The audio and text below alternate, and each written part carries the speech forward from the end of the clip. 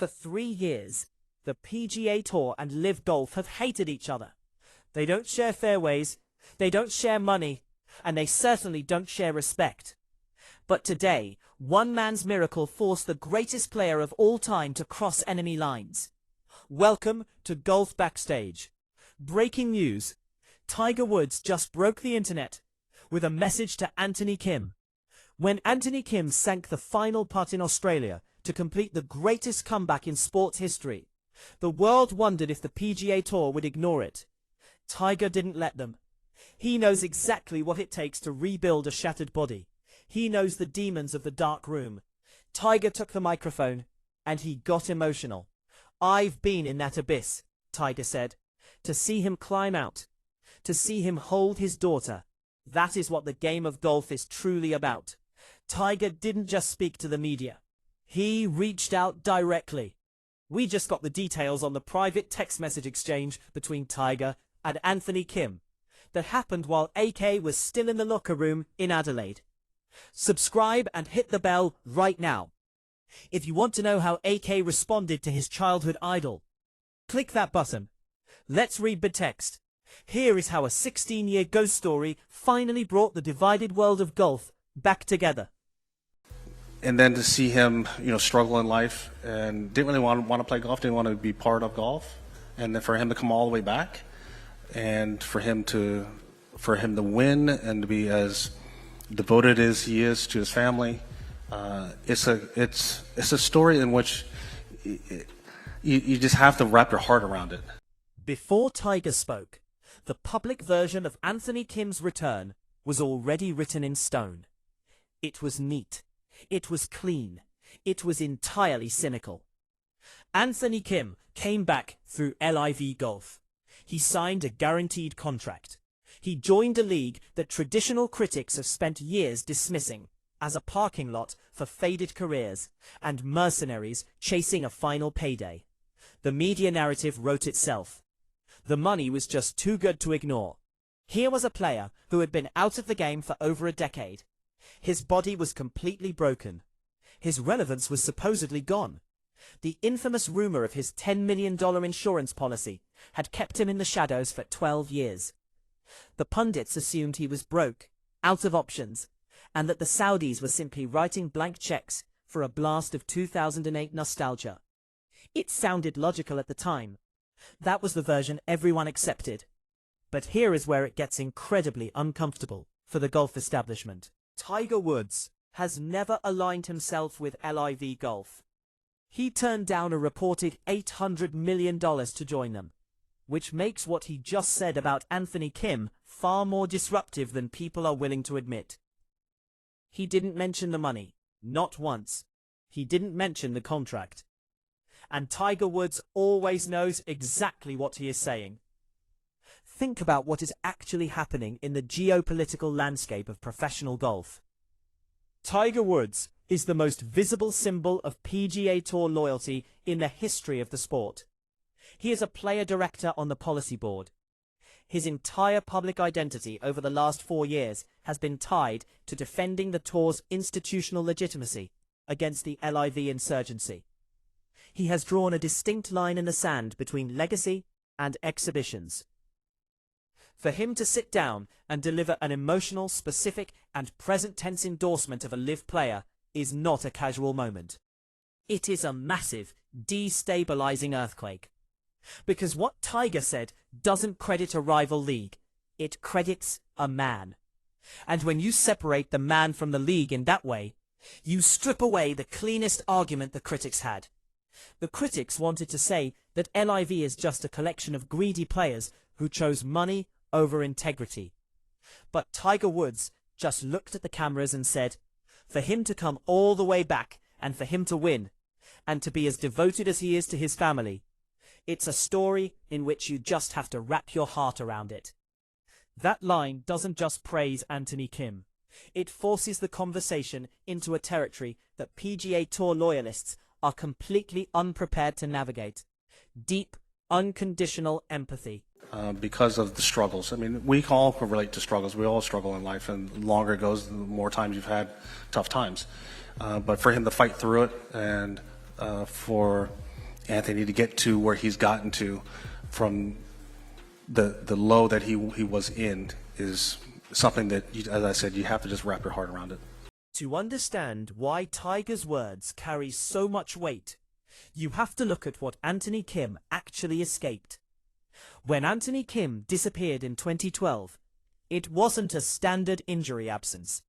Players get hurt, they rehab, they post swing videos on Instagram, and they stay visible to appease their sponsors. Kim didn't do any of that. He vanished completely.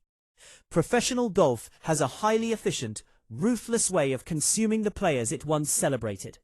When you are winning, the machinery moves around you. The cameras, the sponsors, the galleries. Everything orients towards your output. But when you stop producing, the machinery recalibrates instantly. The sport moves on. Anthony Kim had been inside that machine at full speed. To go from that level of dominance, from being the heir apparent to Tiger himself, to complete withdrawal, to locking himself in a house for years with pet monkeys and dogs, surrounded by scam artists. That is a psychological distance most athletes never travel. Tiger said it out loud. To see him struggle in life and didn't really want to play golf, didn't want to be part of golf. That isn't an Achilles injury. That is a man who fell out of love with his own identity. He needed a reason to return that had absolutely nothing to do with tour structures or guaranteed payouts. He had to rebuild his soul before he could ever rebuild his golf swing. This is the part of the story the media wants to gloss over, but it is the exact reason Tiger Woods respects him. Anthony Kim's comeback was an absolute disaster at first. When Greg Norman gave him a wildcard spot in 2024, the world laughed. Kim finished dead last in his first event in Jeddah by 11 shots. He shot rounds in the high 70s. He looked lost, erratic, and deeply uncomfortable. The traditional analysts scoffed and said, "We told you so." For the entirety of 2024 and 2025, Anthony Kim was a punching bag. He didn't earn a single point in the LIV golf standings. At the end of the 2025 season, the ultimate humiliation occurred. He was relegated. He was kicked out of the league. A former superstar had to go to the grueling LIV promotions event in January 2026, a qualifying score dogfight, just to keep his career alive. He barely made the cut. He fought through the weekend, finishing third, just to earn a spot back on the roster. And even then, he was homeless. He had no team. Until Dustin Johnson threw him a lifeline, signing him to the Four Aces after Patrick Reed left the league. Tiger Woods watched this. He watched a man who used to fly on private jets to the Ryder Cup grovel in the dirt just to keep a job. He watched Kim swallow his pride, ignore the mockery of the internet. That level of humiliation breaks 99% of professional athletes. It didn't break Anthony Kim. Relationship with Anthony Kim back in the day. What did you make of his comeback, and can you speak to the level of natural ability that he has? Yeah, Dan. I mean, this kid hit it so good. He was on an unbelievable run when he won at Charlotte, and we played against each other at the Congressional. He played unbelievable at the 2008 Ryder Cup. He had so much natural talent. He could hit any shot he wanted.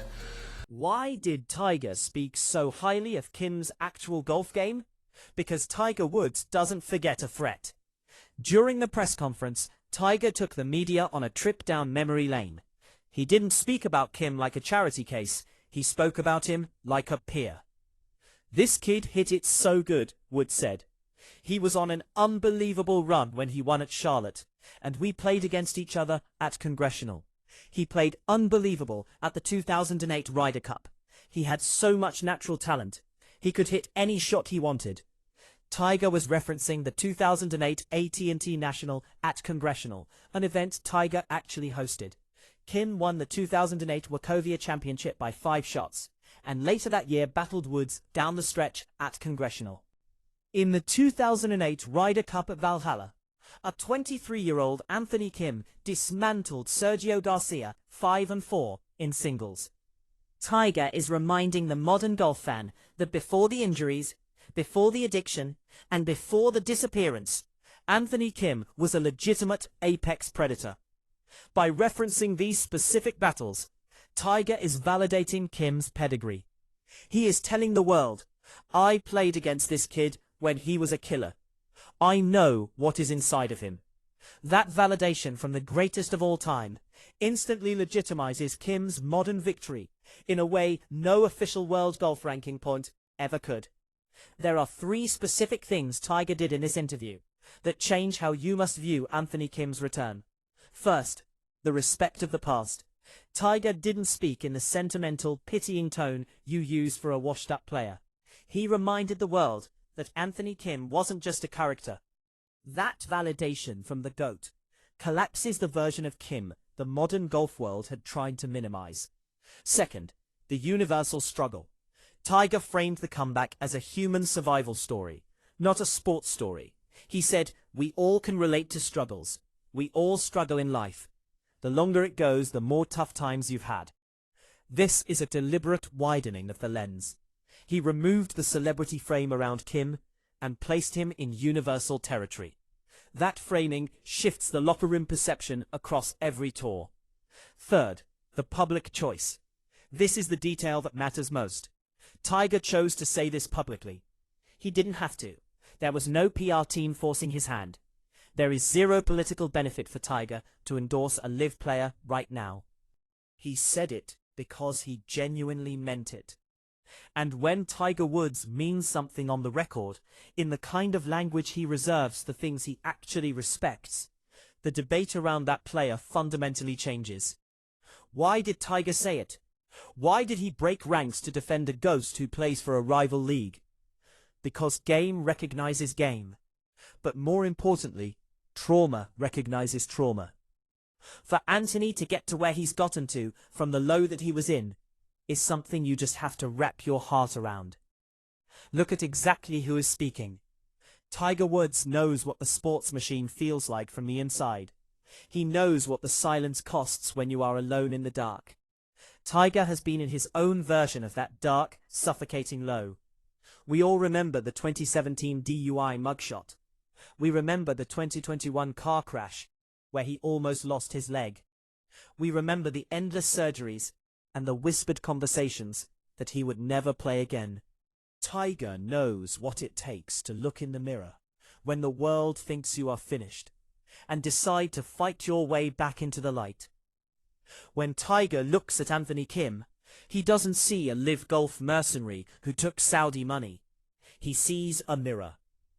He recognized something the rest of the golf world was too busy with its own petty politics to see.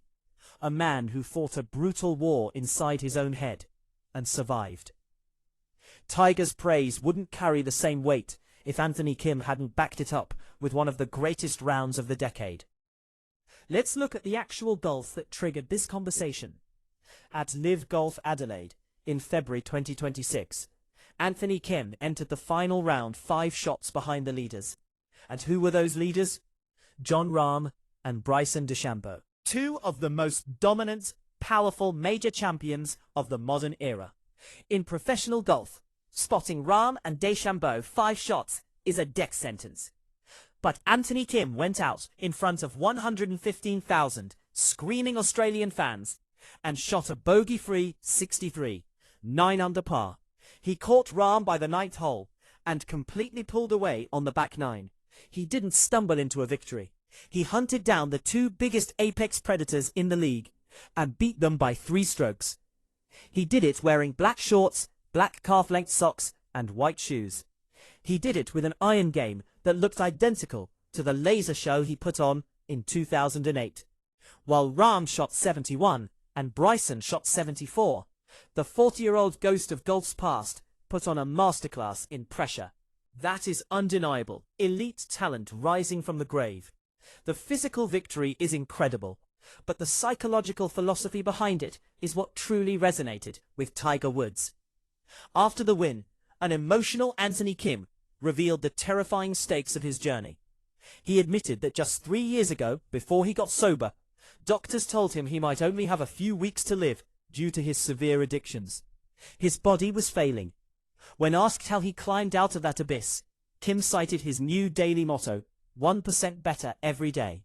He didn't try to win a tournament on day one. He just tried to survive the morning, then the afternoon.